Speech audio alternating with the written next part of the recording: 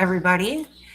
I survived the weekend and I'm back at my desk going through the messy middle stages of entrepreneurship, which I'm here to tell you, set your expectations appropriately. It's not going to be perfect. It's going to be far from perfect. And if it's messy, it's totally okay.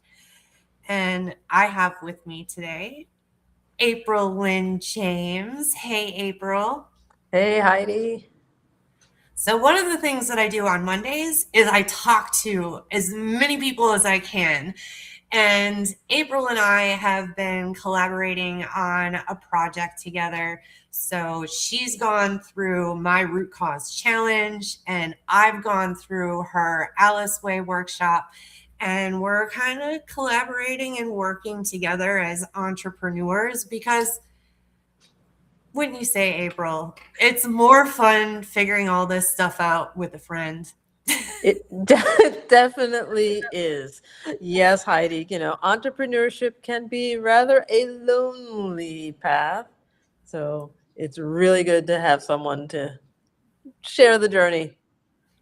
Mm. So, we were talking earlier about, little small habits that we do that help build prosperity in our lives. And so, why don't you share with everybody else, what one of those small habits are that you do? Well, one of those small habits is that I make sure that I express love to myself every day. you know uh, it's can be a challenge sometimes, when you are out among other people, or you're in front of your computer screen and you feel like you're putting out a lot of stuff and not getting a whole lot back. Um, and before you go into that sort of before you have to even get started with the day, before I get started with the day, I make sure that I go to the mirror first thing and look myself straight in the eyes and tell myself that I love myself. It's a simple practice, and I just go, I say, I love you, I really love you, and I accept you exactly as you are. And I do that April, that's every morning. so incredible. And, I learned a little bit more in your play shop, The Alice Way, about this particular habit. And at the time that I went through that week's homework, um, I just really needed it. I was being really judgmental about my situation, and I was kind of giving myself a hard time about my progress and how far I was with stuff. And you come along with practice self love every day. And I realized that for a little while, I was getting caught up in the hustle and I was forgetting this really like small thing that I could do for my own sanity, really, because nobody wants to be yelled at all day. And sometimes we just do that to ourselves and without someone to say, hey, you don't have to do that. And you're like, oh, you're right. And I was very grateful to you that day because even though I know, it doesn't mean that I always am putting that kind of thing into practice and getting the benefit. It's one thing to know, it's a completely different thing to actually put it into practice. That's right. So, April, Yes. one thing that I noticed when I talk to people, and it's usually one of the first questions I ask, is what is it that you want? What experiences do you want? What kind of people do you want to hang around with? What kind of things do you want in your life? And it's not surprising to me anymore because I certainly was in this space too before somebody said be more specific. Clarity on what you want is so important to actually completing your goals. And a lot of people have been trained or have trained themselves to not want to ask for things because, maybe you've got a little bit of the people pleaser in you, so you don't want to ask. Other ways that we protect ourselves and survival is, well, if I just never hope for it, I won't be disappointed. And all of these things limit your potential so much. So I always want to find out, how strong is your imagination muscle? And how clear are you on what kind of things that you want? And so also, before we went live, I asked April this question because it can stump people. Even if you think you have clarity on it, sometimes if somebody asks you this question, it'll completely throw you for a loop, depending on where you are. So I didn't want to do that to April while we were live, but she started rolling with some great ideas. So, April, I want to hear more about what prosperity looks like for you in your life. Yeah, thanks for asking that. Yeah, when we got talking about that, I was like, I started first with, it's kind of like the financial goals, right? Like $0 in debt, and then like 100, how about 100K in my bank account that's just sitting there waiting for me to spend it. And when I spend it, it's easily replenished, so it's like it's effortlessly replenished. And then I think the real one came when I started going, having creative people nearby.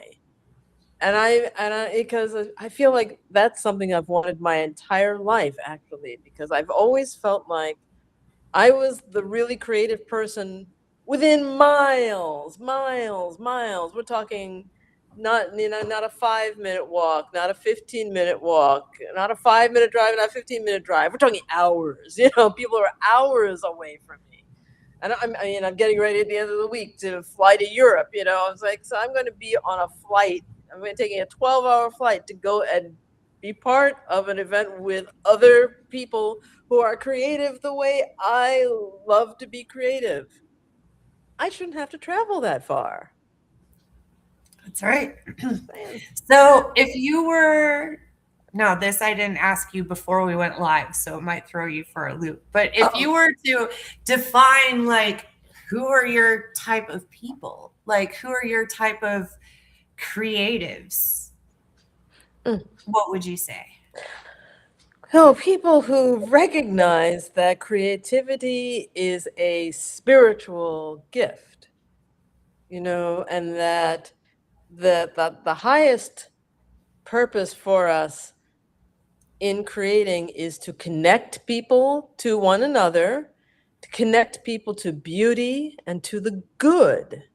That's like the good needs to be the focus of what we're creating, because when we're creating from that, we're connecting to the divine, and that's what makes the world a better place. It's that energy, it's that spiritual energy that comes from focusing on doing good works, doing good deeds, bringing good, positive energy into the world.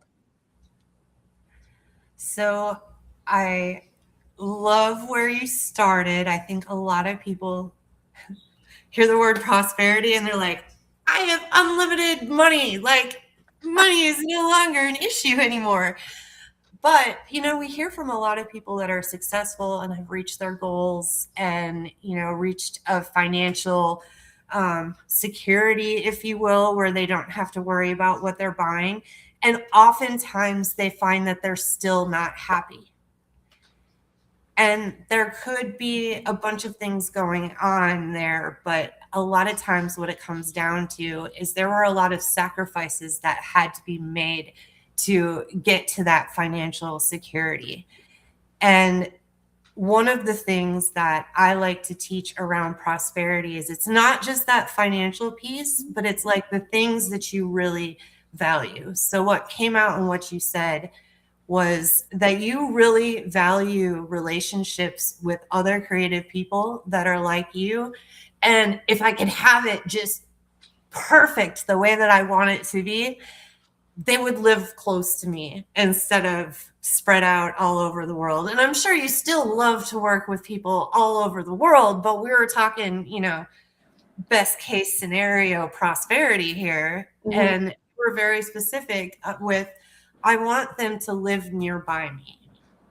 Yeah, it's easier to have a pickup orchestra when they're all within a 15-minute drive as opposed to, yeah, my oboist is over there, and the violinist that I like, yeah, they're in the other state, and this guitarist I know, he's in a totally different country.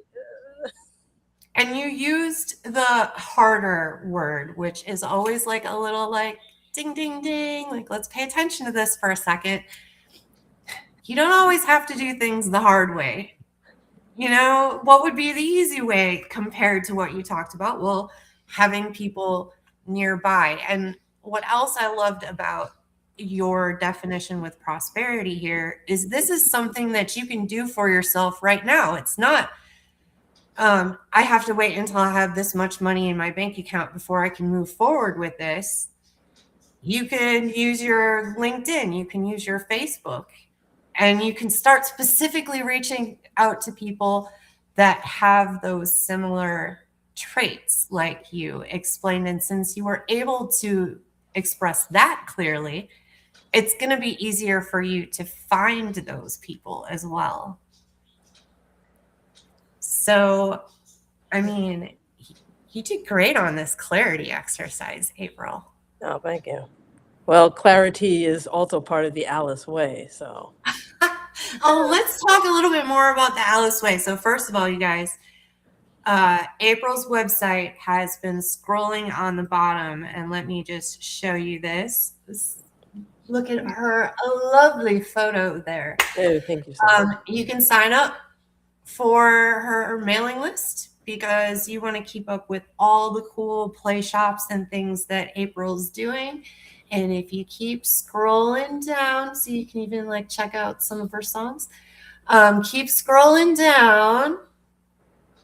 You're going to get to Curious About the Alice Way, and you're going to get a PDF guide to the Alice Way. I highly recommend you pick this up because there's some little teeny tiny insights that you're going to pick up from this that you can start applying and using right now. Yeah. And I know typing things in is kind of difficult. So here you go. You can scan the QR code.